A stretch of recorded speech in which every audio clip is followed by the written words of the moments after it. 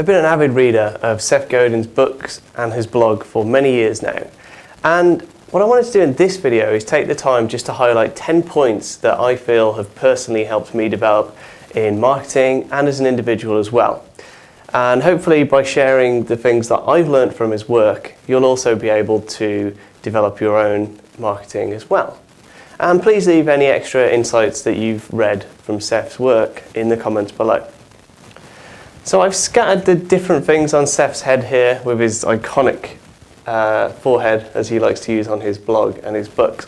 So we'll start off with the lizard brain, which I read about in Linchpin, but which has been something he's been talking about for years. And essentially the lizard brain is that natural part of us that says no, that says don't do that, you should be afraid of failure, and just wants you to keep the status quo nice and steady. So Seth always says you should ignore the lizard brain, that you should try to push yourself, do new things, and to not let that niggling part of your brain dictate what you do. And it's really sound advice. Often when I'm looking at projects, or especially when Ben comes to me with a new idea and says, should we do this? My instinct is to think, no, we shouldn't do that. We should focus on this and this. And only by going with these ideas and ignoring the lizard brain have we been able to achieve so many great things over the last few months. And that's part of this thinking.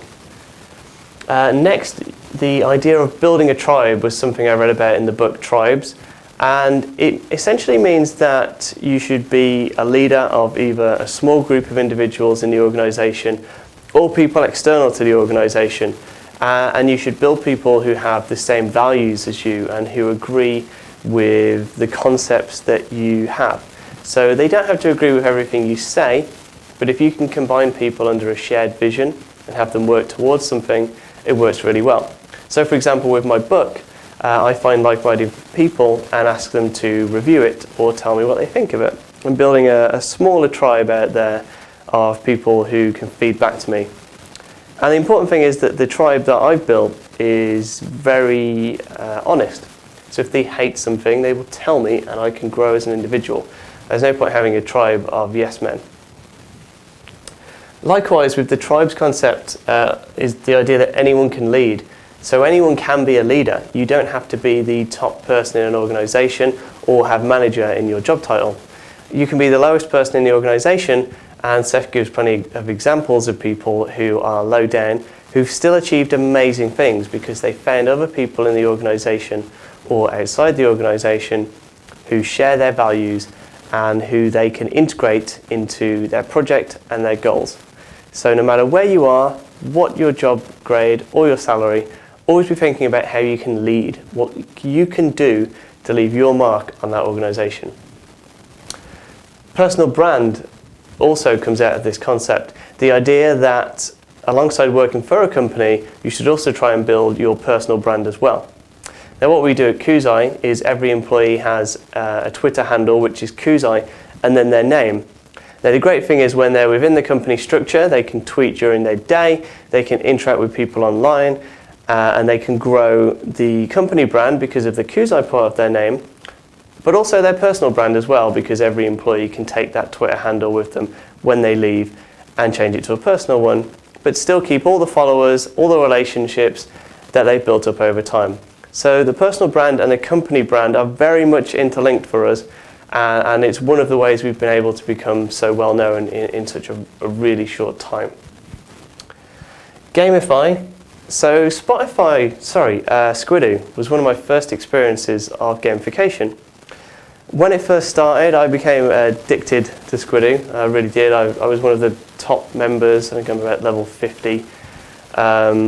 I would post every day, I would leave comments, I would interact on the forums, and it was mainly because they had a system of points and a system of badges that people got when they unlocked things. Also, it was monetized, so the better you did, technically the more money you could make off it, although I never really made more than about $50 a month. But the whole reason I fell for that idea was because of the gamification that Seth and his team had built into the platform. And now, when we look at ways we can develop our company, we're starting to look at gamification, also for us and for clients, and I think it's just something that's growing and growing and growing. So yeah, Squidoo I've got a lot to thank for. The next idea is that you should write little and you should write often, all the time. And I also point that to Squidoo.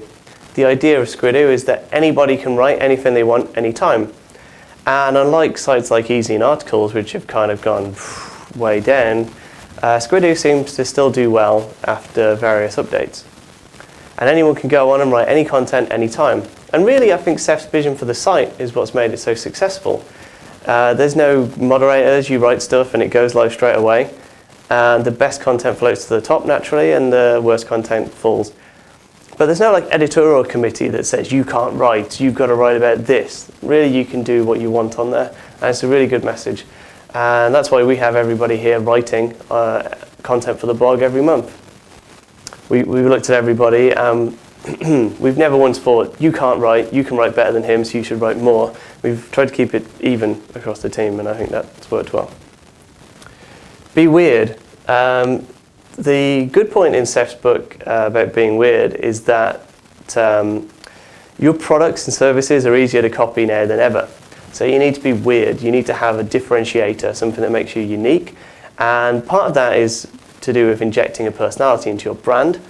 And also the personal brand that your employees have, if it's linked back to your company brand, helps as well, because your personal employees are building the brand over here, and the corporate brand over here grows as a result. So although products can be copied, people can't be copied quite so easily. Don't be afraid of failure. This is also from Tribes. One of my favorite quotes in the book is that if you try something new and it fails, it's very, very rare that you're going to get fired, especially if you achieve some sort of buy-in initially.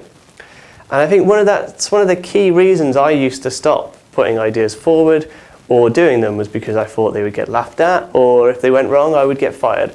And I've come up with some crazy ideas in the past few years that have failed, and I'm still here. And I've also come up with some really good ideas, which I never would have done if I hadn't applied this sort of concept.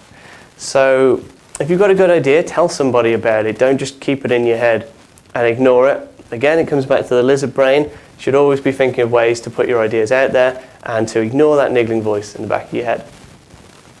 Nothing is ever defect-free. It's a concept from Linchpin, and it's very true. I try to be a perfectionist in everything I do, and sometimes to the point of never really putting it out there and showing it anyone. So although I still have to do very rigorous tests like spell checks, I get everything I do goes through approval from 3 people if it's a really important thing. And by doing that process, we know that we are going to make some mistakes with what we do. We may have the odd typo, even if it gets proofread many, many times. But that's just life, and you've got to accept that there will be some defects in what you do. Sometimes there'll be failures, but you need to fix them. And if it's a major issue, you need to make it right. But as long as it's not a critical issue that damages your brand or your reputation, you should just ship it and monitor the response, which is really easy to do now online. And the last point is to be judged or ignored, which is taken from Seth's blog. And I really like that as a statement. The more stuff we do and the bigger we get as a brand, the more people seem to negatively comment on what we do. And the more positive people comment on what we do. So just because of a handful of negatives here, you can't ignore all the positive stuff over here. And so when we started getting negative feedback for some content we didn't ignore what we did. No, we looked at the good comments and we decided to do more of it. And the people who didn't like it, we took their feedback on board and improved what we did. The bad reaction would have been to see a couple of negatives and to think, oh, we shouldn't do that at all because people have said negative things. So ultimately, yeah, I think what a lot of this is about, and the main message for me is really just to try things, to be aware that they may fail, and to keep improving and refining yourself both as an individual personal brand and the things you do in your corporate life as well. And if you do that, I think you've really mastered a lot of Seth's messages. So I'd like to thank Seth Godin for writing some really good stuff, and advise anyone to check out his blog and his books as well. For more information on what we do at Koozai and to see some of the crazy experiments we've done as a result of this, visit koozai.com or any of the social profiles below. Thanks for watching, and be sure to leave your comments on Seth's work below.